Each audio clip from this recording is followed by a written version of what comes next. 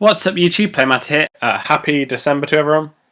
It's obviously Christmas pretty soon. Before I started this video, I just wanted to congratulate Mario Jarkin.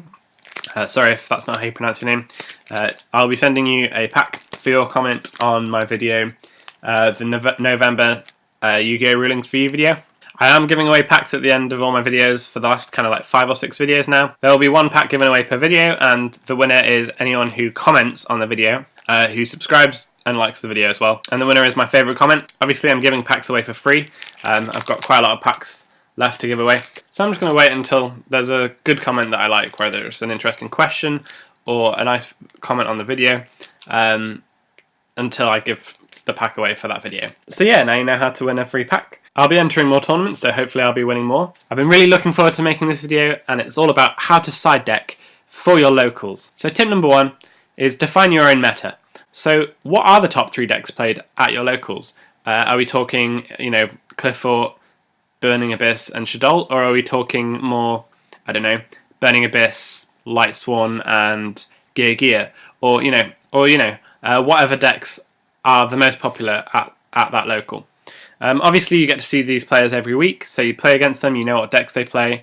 Sometimes people change their decks, but a lot of the time there's a lot of players that stick to the same deck for a format at least. And it's really important to make sure that you have your side deck ready to expect to be against the decks that you'll see most. You can then use the tips from my first, second and third videos and apply them to your side deck, to your main deck, and choose kind of which cards are best against those decks. And I think that leads me quite nicely onto tip number 2, which is if your locals is dominated by a deck that was previously really good, so something like Hat or Yugioh or Mermail, there's loads of decks that were really good in the past and that aren't necessarily so great when you take them to YTSs and stuff this format. But there's so many things you can learn from looking about the side decks that you see in the past. So Google things like, Mermail 2013 and see what they're side decking, or decks that win in that format and see what they're side decking, because they've obviously won against all the Mermail decks. There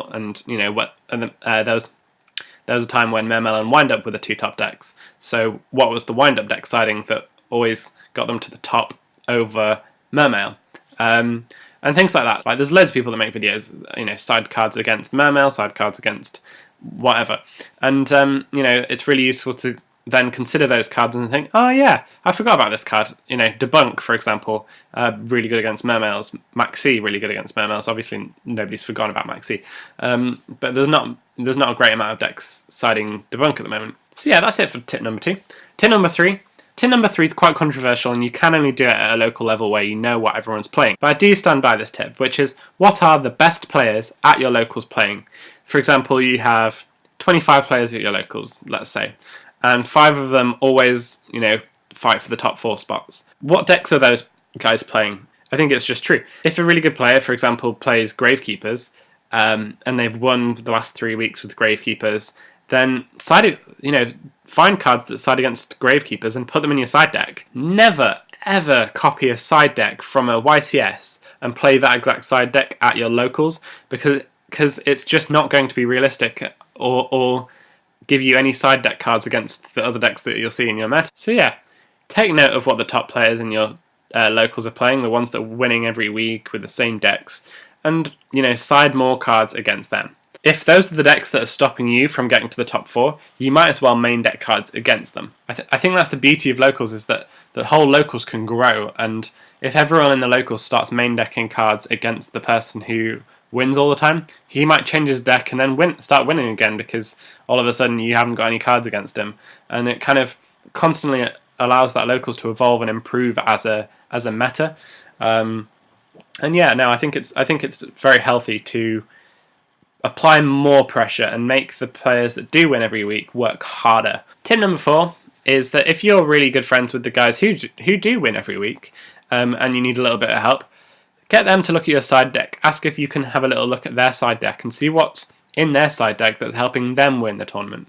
And 9 times out of 10 they'll probably just be honest and be like, yeah, I won this tournament, I've got some good advice to share. Here you go, here's my side deck. My final tip for this video is all about the element of surprise. At a local event, people know what you play, people know what you side. If you find a card that specifically shuts down how they play the deck, so like some Burning Abyss players really don't play in a way that means that they lose to cards like Chain Disappearance, for example, or Maxi. They're very conservative. If you Chain Disappearance them, they have loads of resources anyway. You know, they can still completely win the game. Other players play Burning Abyss in a way that anytime they get hit by a Chain Disappearance, they lose the game. And so yeah, there's a lot actually involved in choosing side cards based on the play styles of the top players and just how aggressive they are with whatever deck they're playing. And you can really get to a point where you know your opponent, you know your friends, and you know how they play. So you can use cards like that in order to beat them, surprise them, catch them off guard, and make them question their own play style and make them question, how aggressive they're being and how they wouldn't do those plays at any other event than a local because they're being more reckless because they don't really care because the prize support isn't, it's not a YCS. They're not fighting for a title. So they are being riskier. So you can take advantage of them being riskier and take advantage of them not being, not paying as much attention as you are. If you're playing at a locals event and you really want to start achieving really highly at your local event. I'm a huge advocate at everyone at your locals, helping everyone at your locals to improve, because then everyone gets better, even the top players. So yeah, I'm going to shut up now. That's it for this video. Hope you've enjoyed it, guys. Till next time, Playmatis signing out. If you'd like to win one of these packs, all you have to do is like this video, subscribe to my channel, and leave a comment on this video.